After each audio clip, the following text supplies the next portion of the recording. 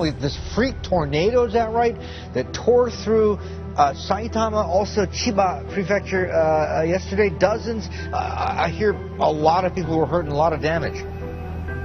Yes, dozens of people were hurt. Buildings' roofs were completely ripped off. These are major commuter towns. The meteorological agency is saying that they're calling it a freak tornado. But what was happening, they say, is that on the ground it's been incredibly hot this summer. We have had really freak weather. 125 cities in Tokyo hit new record highs this year. You're looking at 40 degrees plus in some cities. And yesterday was the case in some of these cities too. They had like near 40-degree temperatures, but in the air was apparently some -6 degrees. So that difference created this, what they call the supercell formation that triggered a tornado. Many people without homes, in shelters throughout the night, and a lot of power outages still in that area. It's been an incredible 2 years, really, for natural disasters here in Japan.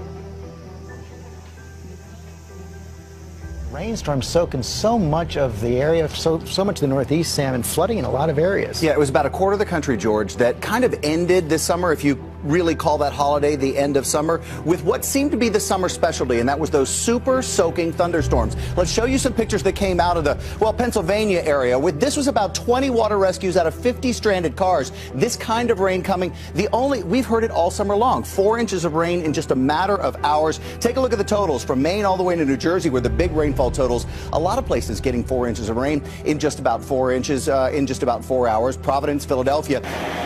Drenching downpours, a half-inch of rain in 15 minutes, rushed floodwaters into Cranston, Rhode Island. Residents were evacuated there from their apartment building by boat. It came up so fast, like you just had to react. 2 inches of rain per hour in parts of Pennsylvania. In Springfield, Pennsylvania, dozens of people were rescued from waist-high water in a BJ's Wholesale Club parking lot, while other shoppers were left stranded inside the store. Floodwaters came inside BJ's. The ceiling began to leak. Everyone was told to stay put. And then we were walking in puddles, and then everybody started trying to get out, and they wouldn't let anyone out. The policeman came and said, no one can come out. If you try to get out, you're going to get arrested. Outside crews from 7 fire companies made an estimated 20 water rescues.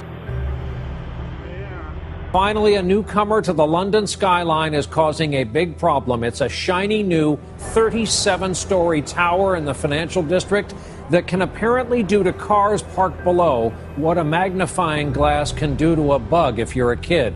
The mirrored building focuses such intense heat, it melted parts of a car parked beneath it. For now, scaffolding will keep cars out of the intense beam of concentrated sunlight. Since then, more sun-related damage has been reported on shops and objects that are in the path of the building's reflected glare. I can't even lift it up, it's actually that hot. He's just fried an egg here on the streets of London. The skyscraper's developers say they're seeking to rectify the problem, which they blame on the position of the sun at particular times of the day and year. Certainly this is an unusual problem, but even more so in a country that's not normally known for its particularly sunny weather.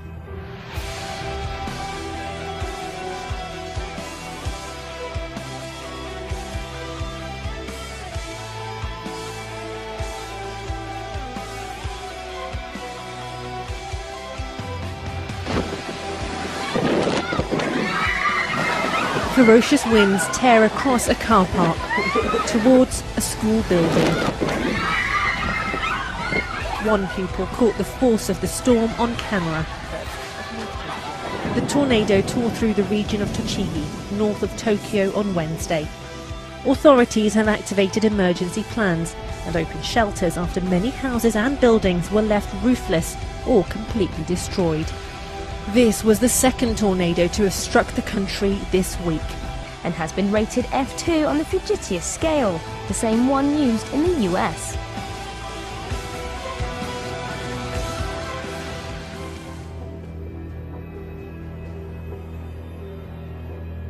Tons of dead fish are found floating in a river in central China following a toxic spill. This is the latest in a series of pollution scandals to hit the country. Wednesday, workers dredged around 220,000 pounds of dead fish from 25-mile stretch of the Fuji River near the heavily populated city of Wuhan. An inorganic chemical manufacturer apologized on Friday, saying it began a week-long production halt Wednesday and blamed the spill on a sewage release that exceeded standard levels.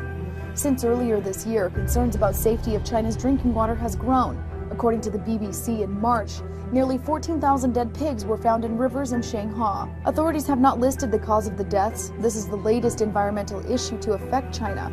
The environmental department warned the public not to eat the dead fish, but said that the drinking water was not affected. I'm still not sure whether I should believe in that.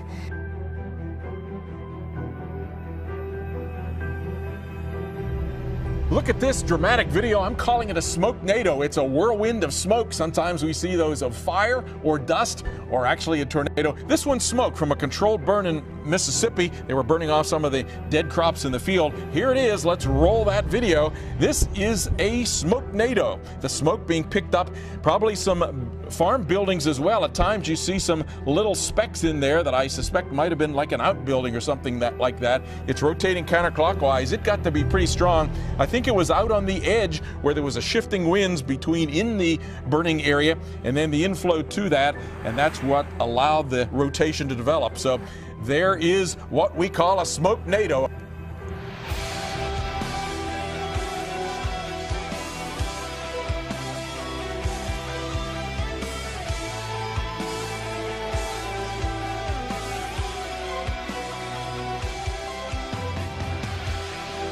News of concern from Bihar. The flood situation there continues to worsen. In fact, more than 180 people are dead and over a lakh affected across 15 districts in the state.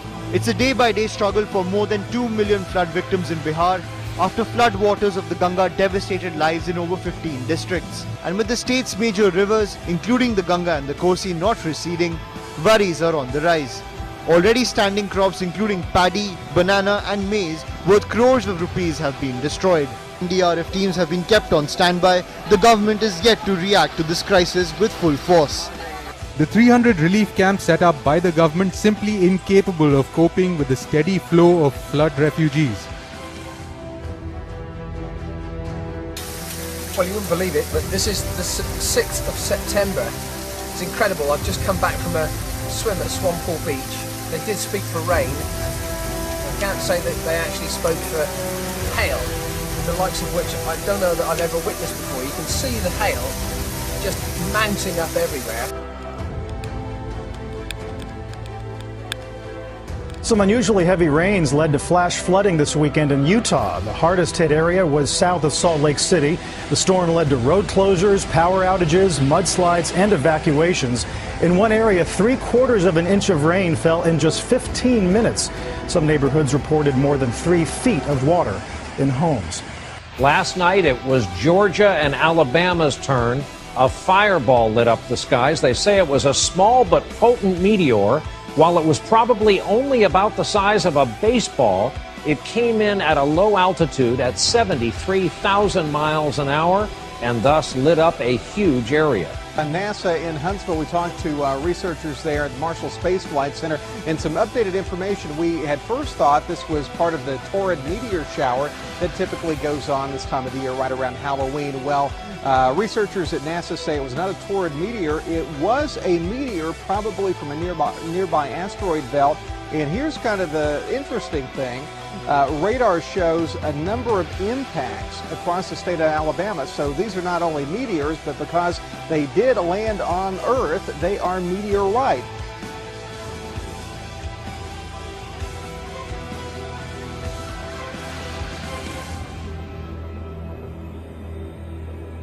A comet looping behind the sun right now could emerge this fall as a once-in-a-lifetime spectacle, or it may not. Mike Hsu explains. I call it an intergalactic snowball. Educators have a different take.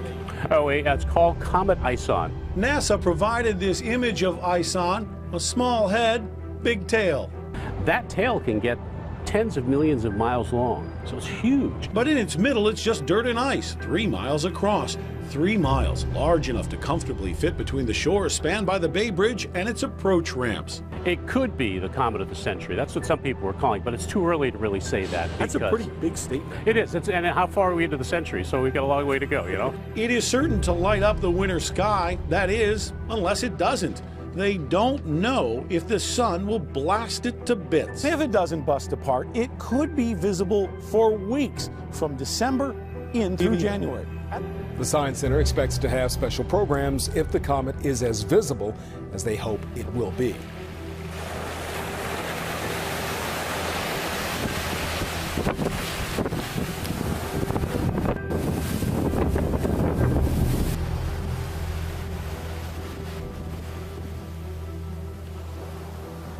This is just a small part of a major environmental disaster.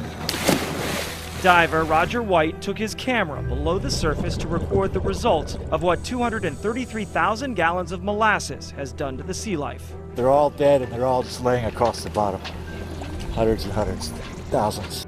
Nutrient-rich molasses could cause an unusual increase in harmful bacteria and algae. The Department of Health says it doesn't know how to clean up the mess of more than 200,000 gallons of molasses, so it's leaving it to Mother Nature to dissolve the sugary water. You can see some of these fish. Yeah, it's already killed thousands of them. The problem is that this molasses has mixed into the water. Oil rises to the top where it can be cleaned off the water, but molasses sinks. It's still not clear what charges or fines Matson, the company behind the spill, will face.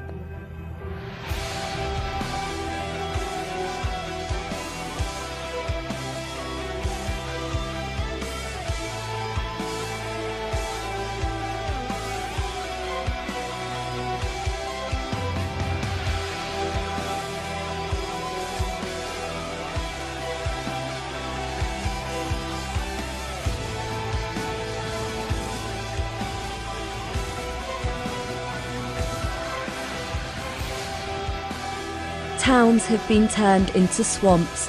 In Colorado, rivers flow where roads once existed. Entire communities remain submerged by what authorities are calling a 100-year flood. But it's not just small mountain towns. Cities like Boulder in Colorado have been flooded. Towns cut off by rivers bursting their banks. The state says at least 30 highway bridges are completely destroyed. More than a dozen dams have been compromised. The flooding is spread out over parts of 15 counties. That's about 4,500 square miles. 6 people are confirmed or presumed dead, and more than 1,200 are unaccounted for. Nearly 12,000 people have been evacuated. Some 19,000 homes have been damaged or destroyed.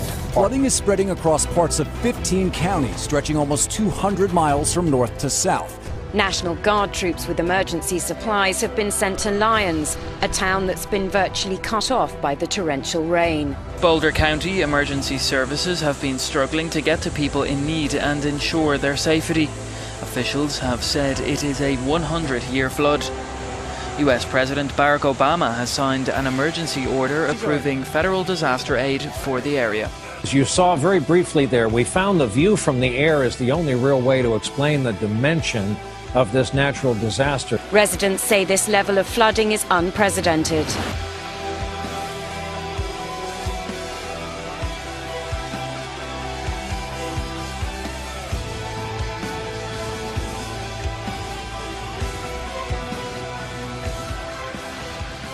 Mexico is being hit by 2 major storms at the same time, with Tropical Storm Ingrid battering the Gulf Coast and Tropical Storm Manuel causing widespread damage in Acapulco on the Pacific coast. Well, the death toll from twin tropical storms in Mexico has risen to 40. The authorities remain on high alert as the National Meteorological Service warned of what it called a strong and prolonged rainy season across a majority of the country. The authorities remain on high alert as the National Meteorological Service warned of what it called a strong and prolonged rainy season across a majority of the country.